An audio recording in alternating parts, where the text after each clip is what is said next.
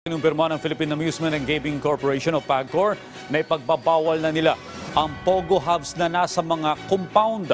Ayon kay PAGCOR Chairman Alejandro Tenco, hindi nila kinukonsinti ang mga kriminalidad kung saan nadadawit ang mga Pogo.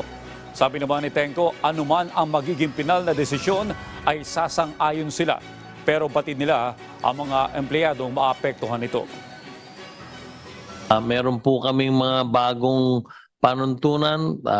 Nakita din po namin na hindi din naman po kami perfecto doon sa pagbabago namin ng struktura at mga panuntunan.